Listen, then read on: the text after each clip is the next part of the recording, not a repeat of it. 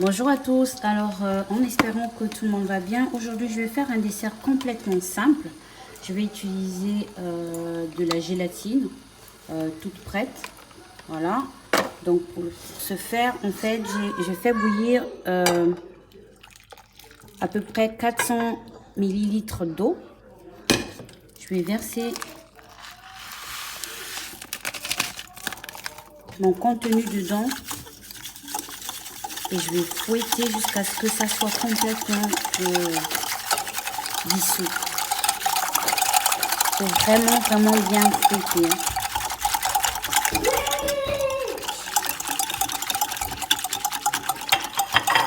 Ensuite, j'ai mouillé un moule et je vais verser le contenu dans mon moule. Je vais le laisser jusqu'à ce que ça durcisse. Et on va passer à l'étape suivante.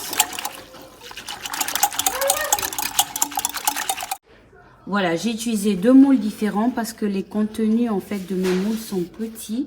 Et vu que je vais rajouter une autre préparation dessus, donc voilà, comme vous savez, comme on fait la crème anglaise, donc du coup j'ai préféré le faire sur deux moules. Voilà.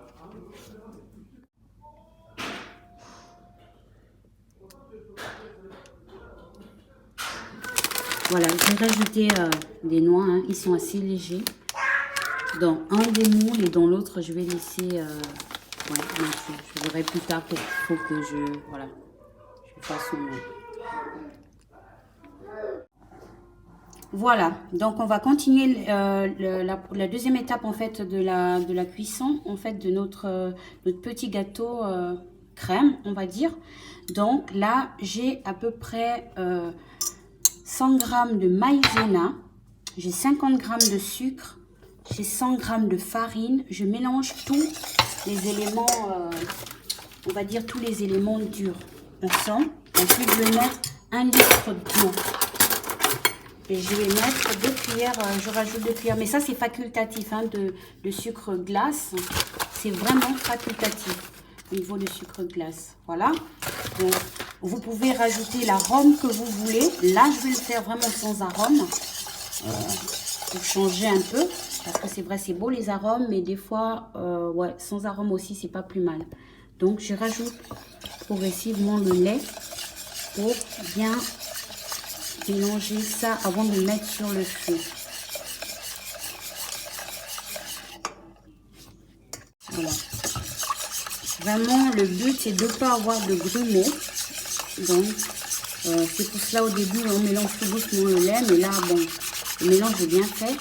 Et ensuite, je vais porter ça à ébullition sur mon feu jusqu'à ce que la pâte s'épaississe. Voilà, donc je vous ai épargné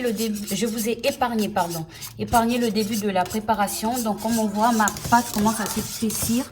Donc, mais comme vous le savez, pour ceux qui sont abonnés déjà à ma chaîne, le truc c'est de tourner vraiment, aller au fond de la casserole. Il faut pas que ça accroche, sinon votre pâte elle brûle, ça c'est clair. Donc toujours, vous voyez comment elle s'alourdit. Ma pâte, elle commence à être bonne. Mais je vais encore faire ça pendant 1 minute, quelque chose comme ça. J'ai baissé mon feu pour que l'eau puisse complètement partir.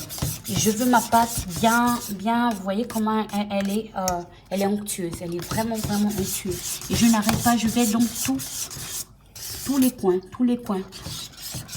Voilà.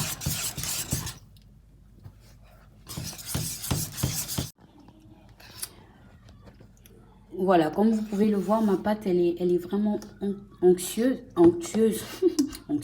Onctueuse. Vous voyez, elle est très belle, ma pâte.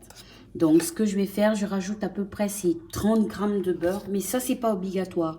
Vous pouvez le mettre ou non. Donc, je rajoute 30 g de beurre. Ensuite, je mélange.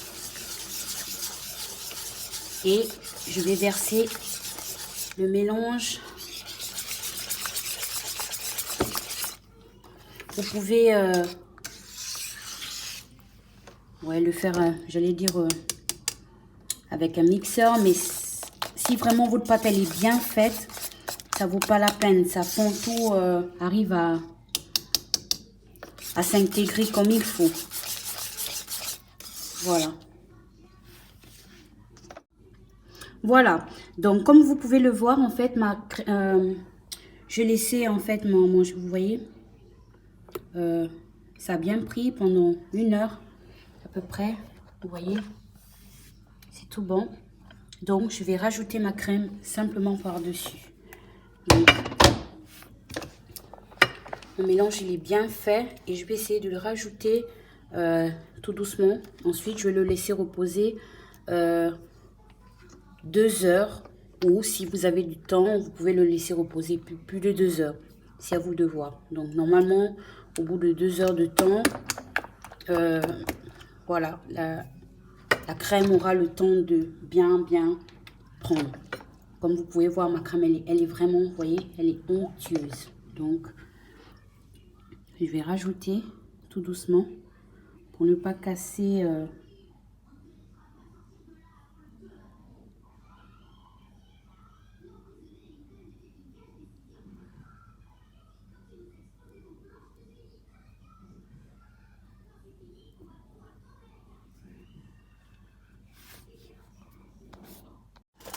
Voilà, une fois j'ai mis ma préparation, je vais filmer.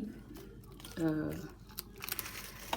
vais filmer l'ensemble et je vais le laisser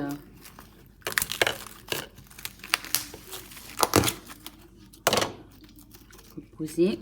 Je peux essayer de mélioriser un peu voilà, la forme. Ils sont comme ça en tapotant des mains. Juste, vous voyez. Et ça va aller dans mon frigo au moins pendant 2 heures. Et pareil pour le deuxième, vous voyez, ça, on peut essayer de le rattraper sur le papier film. Voilà, en faisant des petits, comme j'ai fait, ça reprend, voilà, c'est après assez joli en présentation. Et voilà, on a en résultat, en fait, nos 2 gâteaux qui sont prêts. Regardez comment c'est joli. Tu peux te rapprocher un peu. Voilà. Donc, magnifique. Gélatine et crème. L'autre de pareil. Donc, j'ai rajouté quelques fruits. Je vais découper celui-là. Voilà. Vous voyez comment c'est. Voilà.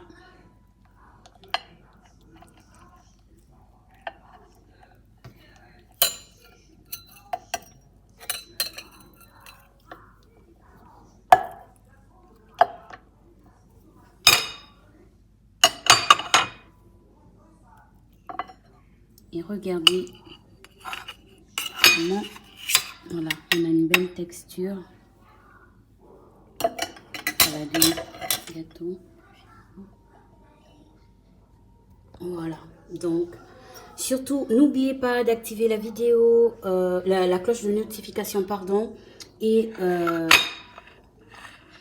si jamais vous avez des questions, n'hésitez pas à partager et inviter du monde à s'abonner. Voilà, donc je vous dis à très vite sur Cuisine pour le plaisir. Tchuss la famille.